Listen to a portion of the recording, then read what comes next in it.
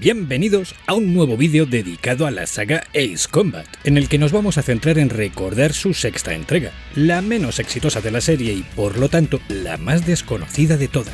Y empezaremos hablando de su particularidad más evidente. Ace Combat, como casi todas las franquicias modernas de Namco, fue una saga que estuvo asociada desde mediados de los 90 con Sony y con sus sistemas de entretenimiento de forma casi exclusiva, recibiendo 3 entregas para la PlayStation original, otras 3 para PlayStation 2 y una entrega para PSP. Hasta 2007, año de lanzamiento de Ace Combat 6, las únicas excepciones fueron los 2 arcades originales para salones recreativos, Air Combat y Air Combat 22, y una entrega exclusiva para Game Boy Advance aparecida en 2005. La inesperada sorpresa para la mayoría de los seguidores de la saga fue que esta sexta entrega numerada apareció de forma exclusiva para la 360 de Microsoft, quienes cerraron un acuerdo económico con la mítica compañía nipona para recibir en su sistema entregas de sus sagas más afamadas. Quizá lo más extraño del asunto no sea esa exclusividad inicial, ya que en la misma plataforma vimos una entrega realizada a medida para la máquina de Microsoft perteneciente a la saga Ridge Racer, con su también sexta entrega, pero que terminó por aparecer en la PlayStation 3 de Sony bajo el título de Ridge Racer 7, con algunos cambios y mejoras de por medio. Pero esto no sucedió con Ace Combat 6 Fires of Liberation, quedando asociada única y exclusivamente a la máquina de los de Redmond. Esto produjo 2 situaciones negativas: que los fans de la saga, también asociados a las máquinas de Sony, no pudiesen jugarlo en su plataforma, y que las ventas de la franquicia, al lanzarse para una máquina con un número inferior de usuarios globales, no llegasen a cubrir las expectativas de Namco. Es más, se convirtió en la entrega numerada con menor cantidad de ventas globales, que a día de hoy se estiman en unas 700.000 unidades aproximadamente. Como usuario de Xbox 360 que fui en aquella época, me alegré hasta el infinito de que la saga diese el salto a otros sistemas, pero lo que nunca entendí, tampoco lo entiendo a día de hoy, es que no apareciese una versión para los usuarios de Sony, que es donde se encontraba la mayoría del público objetivo de la serie.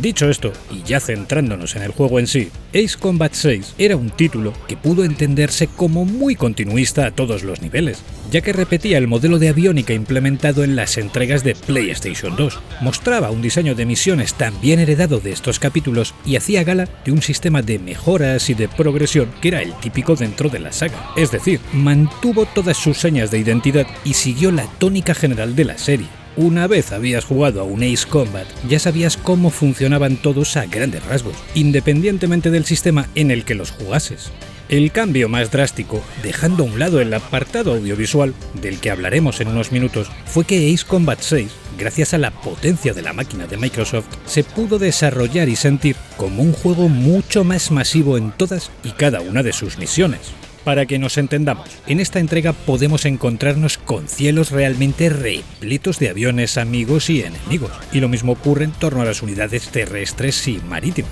La sensación de estar en una batalla de grandes proporciones, y esto sucede en casi todas las misiones, era muy superior a la de entregas pasadas, por cuestiones lógicas en cuanto a limitaciones de hardware. Y es que en Ace Combat 6, nada más empezar con la invasión inicial de Grismeria, ya se nos mostraba a un puto ejército entero en el aire dirigiéndose a la batalla, sobre una ciudad superpoblada de edificios y de detalles, y que mostraba unas cantidades de elementos que resultaban abrumadoras. Esa sensación de gran batalla, con mayúsculas, es algo que aportó esta a la franquicia, y si bien no se trata al 100% de un cambio mecánico o de un logro jugable, a nivel de experiencia de usuario, esto provocó que las sensaciones dentro del juego fuesen muy propias en comparación con títulos pasados para PlayStation 2, que si bien fueron sobresalientes y recreaban muy bien batallas de mediana escala, no contaban ni de lejos con el obsceno número de elementos que aquí se nos mostraba.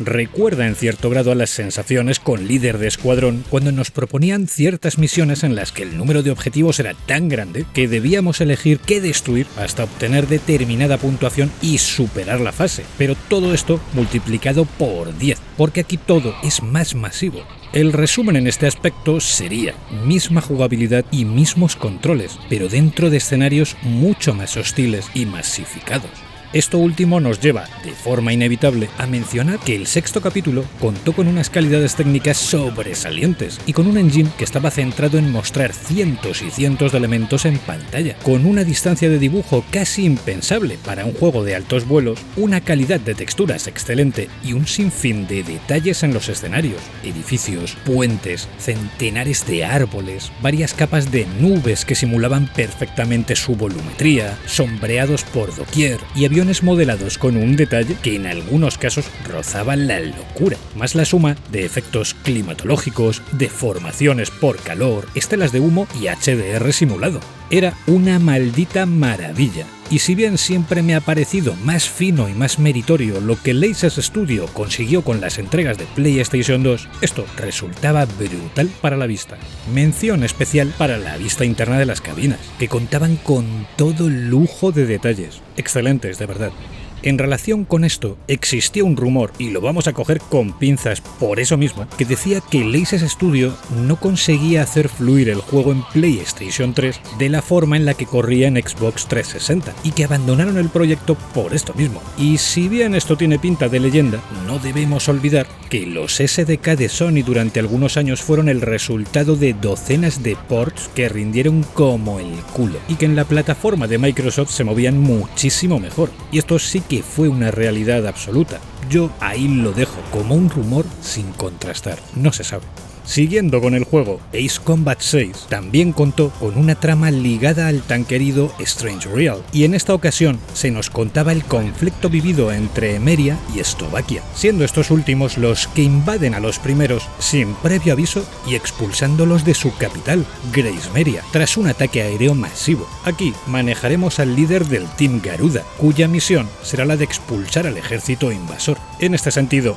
nada nuevo bajo el sol, pero lo esperable dentro de la serie, que se nos cuenten distintos conflictos o batallas en diferentes lugares o épocas del Strange Real, y para la ocasión eligieron contarnos toda esta historia desde distintos puntos de vista, algo ya visto también en pasadas entregas, con tramas ligadas a víctimas o a responsables militares y con puntos de vista centrados en quien sufre las consecuencias de la guerra como civil y quien las vive desde un punto de vista militarizado. Es curioso porque puedes escuchar a no pocos usuarios alabando esta trama y a no pocos también hablando mal de la misma. En mi opinión, está contada de una forma confusa en algunos momentos. No deja de ser una narrativa japonesa, que de esto habría que hablar largo y tendido, pero puede conllevar ciertos problemas de comprensión de cara a que lo entienda un occidental. Y además, no me parece excesivamente brillante, pero a la vez se agradece que ésta se centre en hablar de todo lo contrario a lo que vamos a sentir durante las misiones, centrándose en las pérdidas, en el diálogo, en encontrar a seres queridos o incluso en replantearse qué puto sentido tiene la guerra.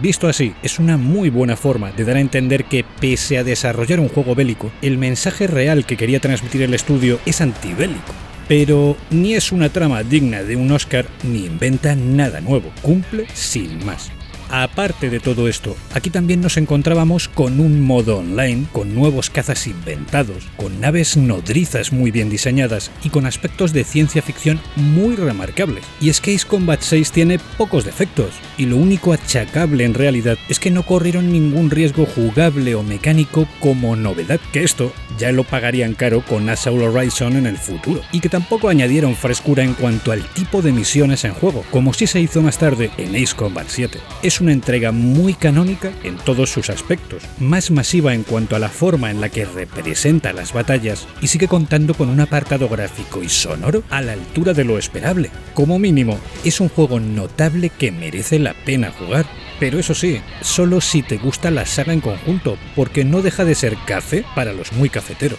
Si eres nuevo en la serie, mi recomendación es que tires directamente por Ace Combat 7, por ser el mejor planteado a niveles jugables y de diseño dentro de la saga. Y si este te llega, intenta conocer o probar toda la serie desde sus inicios en orden. En cambio, si vienes de haber jugado en su día las entregas de PlayStation 1 o PlayStation 2 y te gustaron, el salto lógico es ir a por esta sexta entrega antes de lanzarse a por la séptima. En cualquier caso, no dejéis de ver los vídeos que tenemos dedicados a la saga en el canal. que os servirán para conocer las diferencias más marcadas entre los diferentes títulos que la componen. Y dicho esto, que yo creo que dejo clara mi opinión, no me queda más que daros las gracias por vuestro tiempo y por vuestra atención. Nos vemos en el próximo vídeo. ¡Saludos!